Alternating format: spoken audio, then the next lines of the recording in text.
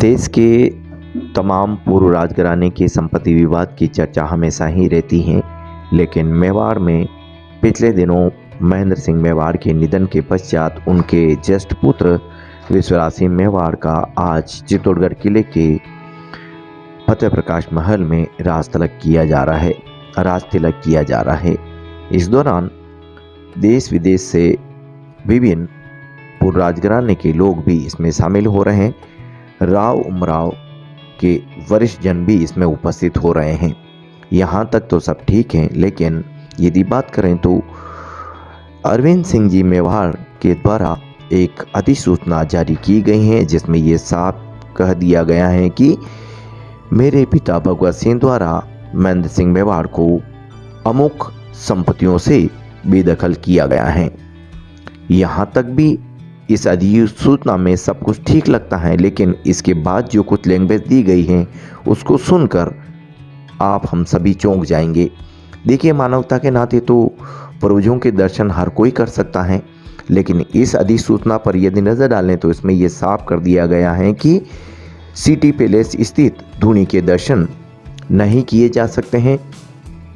इस दौरान किसी भी तरह की संपत्ति की और सुरक्षा की, जानमाल की नुकसान की बात आती है तो इसकी समझ जिम्मेदारी भी प्रशासन की, और जो इसको लेकर के अव्यवस्था रहती है उसकी होगी।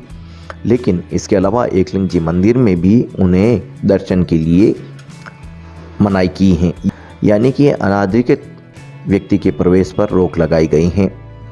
अब यहाँ पर ये बात भी कहनी ठीक होगी कि यदि मंदिर दर्शन के लिए कोई भी व्यक्ति जाता है, धूनी दर्शन के लिए कोई भी व्यक्ति जाता है, तो यहाँ पर प्रशासन भी अपनी दखल करके एक व्यवस्था के साथ उन्हें दर्शन करा सकता था, लेकिन प्रशासन का भी इसमें कोई रुख अभी तक नहीं दिखाई दे रहा है। कोर्ट के आदेश को सर्वोपरि मान लिया गया है, लेकिन उस व्यक्ति का क्या जिसके परिवार में अभी अभी उनके पिता का निधन हुआ है और अब उन्हें अपने पूर्वजों के यानी कि धूनी के दर्शन करने हैं। ऐसे में भी उन्हें इस तरह की अधिसूचना के जरिए पाबंद किया जाता है। वहीं एकलिंग जी मंदिर में जहां एक आम व्यक्ति के दर्शन की व्यवस्था है, वहीं विश्वराज सिंह जी आज के दिन दर्शन नहीं कर सकते हैं।